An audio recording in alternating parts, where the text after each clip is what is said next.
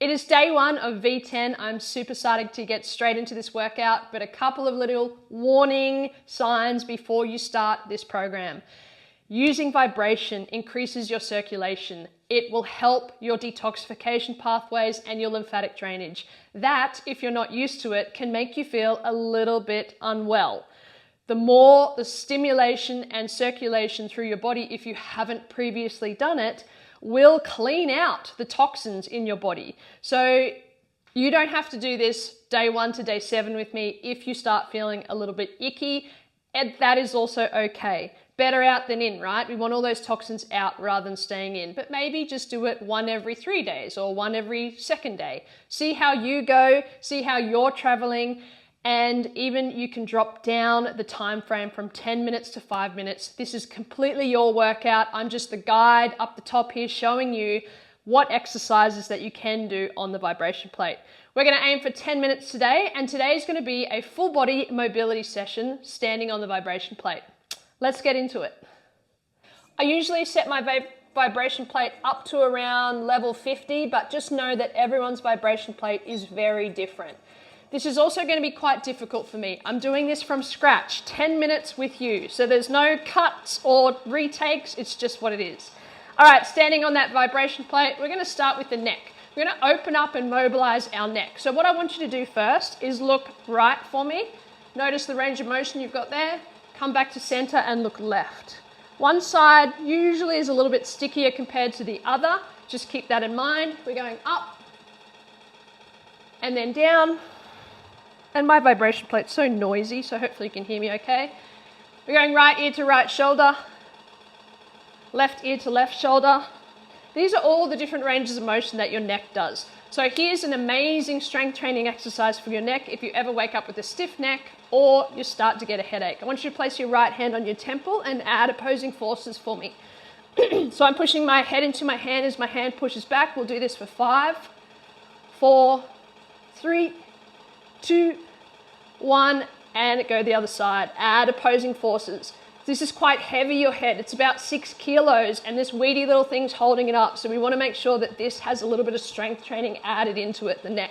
3, 2, 1. We're then going to put the hands at the back, push our head back into our hands as our hands push forward, adding resistance into that neck. This realigns C7, which is that knobbly bit that sits out here. 3, 2, 1, and then you're going to do it at the front. So I'm pushing my head into my hand as my hand pushes back. You feel all the muscles in the front switching on. Beautiful. Keep going. 3, 2, 1. Then I want you to retest that neck, and hopefully you've improved that range of motion instantly by adding some movement patterns and strength through the neck structure. We're then going down to the shoulders. I want you to give me some big rotation through the shoulders. Why are we starting with mobility? Because your brain holds certain maps and files of your range of motion, and it will only write your current movement patterns. So if you're not doing full range of motion, you're not getting the benefits out of full brain power almost. When we do full range of motion, so reverse that circle if you haven't already, what we're doing is we're lighting up more parts of our brain because it requires more neural control to do big movements like this through the joint structures than a single range of motion. Bring your arms out to the side. Imagine you've got your hands on 2 taps. You're going to turn the taps all the way off and then all the way back on. We're going to rotate through the shoulders. You're going to start to feel muscle kicking in here because every time you rotate a joint, you pull muscle off the bone. Good. We're going to go individually, right? Then left. So these big, unique movement patterns also switch on your cerebellum. Your cerebellum in your brain's like the receptionist. It deals with accuracy, balance, and coordination of your limb structures. It's a very important structure in your brain, and we need to activate that a lot. 3, 2, 1. Relax down there for me. Big swings through the shoulders, circling that shoulder. Good. Then from there, we're going to go to the upper part of the back. I want you to place your hands here for me. You're going to push out. I'll go to the side so you can see me. You're going to push and round your back and then squeeze shoulder blades. Push and squeeze. So if I come back to center, it's going to look like that. Push and squeeze. This is called a thoracic glide. Really good to get some mobility through the upper part of the thoracic, which will also help with lower back pain because this is the opposing joint to your lower back. Good, let's go 5 more. 5, 4, what's our time? 3, 2, 1. These fly by, these sessions. We're going to go down to the lower back. I want you to arch your back and then tuck under. I'll go to the side for you to see me. You're going to arch and tuck. Arch and tuck. Good. Arch and tuck. Now, a lot of people get a little bit of tension in the arch because it's not a map that our brain hangs onto. We sit down a lot, so we're always tucking under. So I want you to completely tuck under. Good. And then completely arch that back. Go again. Tuck under. You can bring your arms forward like I am. And arch your back. Beautiful. Hands on your hips, big rotation through the hips. We're about halfway here, down to the hip structure. Now, if you've got lower back pain or you're someone with a little bit of tension through that lower back, I would go to this one, including that one as well, because this one's going to open up the big range of motion in the hip joints, and we just don't map our hips very well.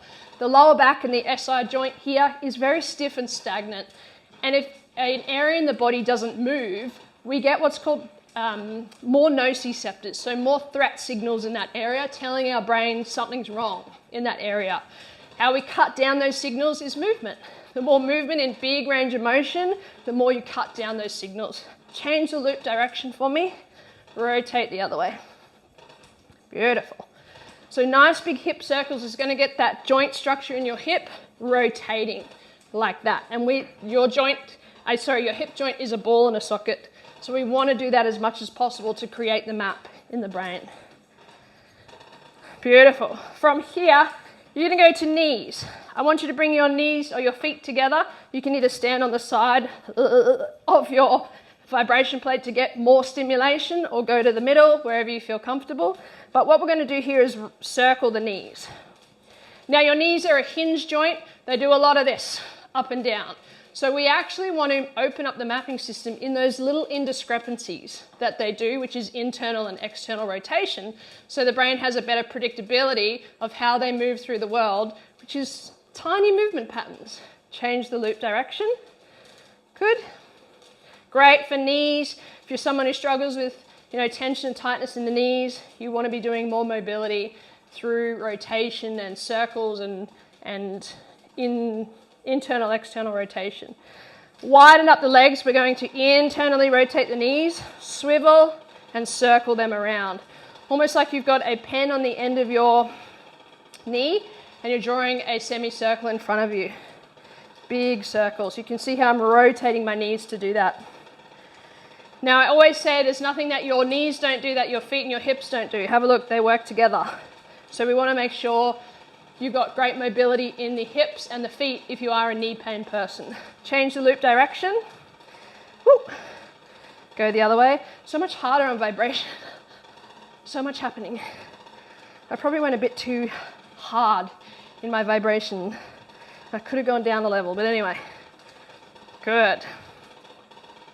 From there, knees back together, you go down the ski field for me. Side to side. Getting a little bit of strength in the inside and outside of that knee structure. Good in the ankles, moving the ankles as well. Beautiful. Keep going, we've got 5, 4, 3, 2, 1. We come to a foot. If you're going to stand on one foot for me and rotate through the other ankle. The ankle is a beautiful swivel. It gets a nice amount of movement in that joint structure, yet we stick our foot in a shoe and it becomes quite rigid and stagnant. So the more we can rotate, we can strengthen the feet and mobilize the feet, the better. Good, other side. You can obviously hang onto a wall if the balance isn't great here, but always practice balance because that's great for the vestibular in your brain. Rotate through the ankle joint. Come back to your vibration plate, up and down on your calf muscles, just to give those ankles and feet some strength. Up onto the toes, back down. Beautiful. Now here's a little trick I want you to do. I want you to look down at your feet, push your big toes down on the vibration plate and lift all the other toes up. Can you do that? How are you going with that? If you've rolled in to do that, you know you need a little bit more strength through the arch support. Then I want you to flip all the other toes down, but just keep the big toes up. It can be hard for some people. That's if that wiring system's not quite there. And then go again, big toes down, all the other toes up. All the other toes down, big toes up. Beautiful. We've got about 40 seconds left. So what we're going to do is we're going to bring both arms out and we're going to swing the entire body, getting a little bit. I just had a crack in left and right side of my back. Good. Beautiful. Come back to center. Opposite arms. Big swings, opposite arms. Good. Can you reverse that? Go the other way. Brain challenge, I know. Good. Come back to your arms on your shoulders and swivel your hips and swivel your shoulders at the same time. They're both the opposing joints. Keep going to the end here, which is about 20 seconds. Reverse. Oh my goodness. I don't know if I'm puffed because I'm talking so much, or if that was just a great little head to toe range of motion, quick mobility session. Added with the vibration, which adds so much more circulation and stimulation, you just did a double whammy workout. So not only are you working your mobility, but you're working so much more than that standing on the vibration plate. See you for day 2, V10.